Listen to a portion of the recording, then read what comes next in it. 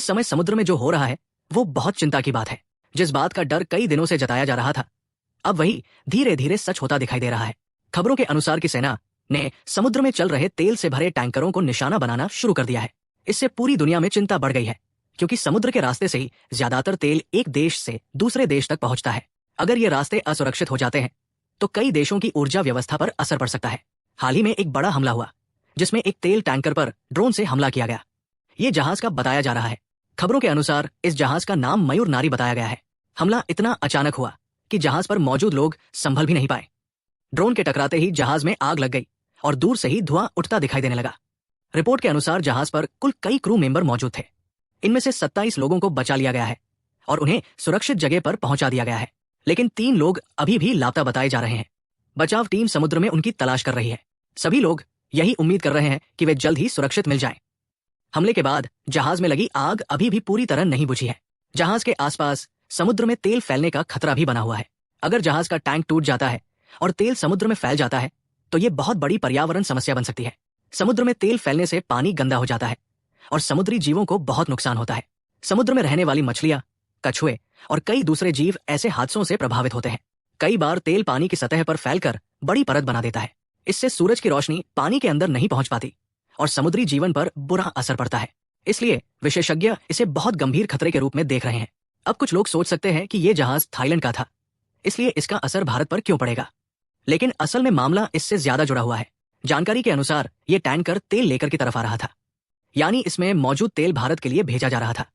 यह जहाज एक बड़ा बल्क ऑयल टैंकर बताया जा रहा है। ऐसे टैंकरों में बहुत ज्यादा मात्रा में तेल भरा जाता है। जब इस तरह के जहाज पर हमला होता है तो सिर्फ जहाज का ही नुकसान नहीं होता, बल्कि उस तेल की सप्लाई भी रुक जाती है जो किसी देश के लिए भेजी जा रही होती है। ये हमला के पास हुआ बताया जा रहा है। ये समुद्री रास्ता दुनिया के सबसे महत्वपूर्ण तेल मार्गों में से एक माना जाता है। हर दिन यहाँ से बड़ी संख्या में तेल के जहाज गुजरते हैं। अगर यहाँ खतरा बढ़ जाता है तो पूरी दुनिया के तेल व्यापार पर असर पड़ सकता है। एक और चिंता की बात यह है कि दुनिया भर के जहाजों पर बहुत सारे भारतीय नाविक काम करते हैं। समुद्र में चलने वाले कई जहाजों पर भारत के लोग क्रू मेंबर के रूप में काम करते हैं। खासकर हिंद महासागर और आसपास के क्षेत्रों में भारतीय नाविकों की संख्या काफी ज्यादा होती है। इसी वजह से जब भी किसी जहाज पर हमला या दुर्घटना की खबर आती है तो भारत में भी चिंता बढ़ जाती है। लोग ये जानना चाहते हैं कि कहीं उस जहाज पर भारतीय लोग तो नहीं थे। अभी जो 3 लोग लापता बताए जा रहे हैं उनके बारे में पूरी जानकारी सामने नहीं आई है। इस घटना के बाद ईरान की ओर से बयान भी सामने आया है।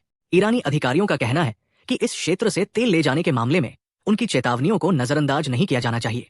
उनका कहना है कि अगर कोई देश उनकी बात नहीं मानेगा तो उसे समुद्र में खतरे का सामना करना पड़ सकता है। ईरान का यह भी कहना है कि इस पूरे तनाव के पीछे अंतर्राष्ट्रीय राजनीति का असर है। उनका आरोप है कि कुछ देश अमेरिका के साथ मिलकर उनके खिलाफ काम कर रहे हैं। इसी वजह से उन्होंने सख्त रुख अपनाया है और चेतावनी दी है कि हालात और भी गंभीर हो सकते हैं। तेल के बाजार पर भी इसका असर दिखाई देने लगा है। जैसे ही समुद्र में ऐसे हमलों की खबरें आती हैं, तेल की कीमतें ऊपर जाने लगती हैं। कई देशों को डर है कि अगर जहाजों की आवाजाही में बाधा आई तो सप्लाई कम हो जाएगी और कीमतें तेजी से बढ़ सकती है। जहां तक भारत का सवाल है, विशेषज्ञों का कहना है कि भारत कई देशों से तेल खरीदता है। भारत सिर्फ एक ही क्षेत्र पर निर्भर नहीं है। भारत अफ्रीका, रूस और दूसरे क्षेत्रों से भी कच्चा तेल खरीदता है। इसलिए सप्लाई पूरी तरह रुकने की संभावना कम मानी जाती है। फिर भी ये घटना दिखाती है कि समुद्र के रास्ते कितने महत्वपूर्ण और संवेदनशील होते हैं।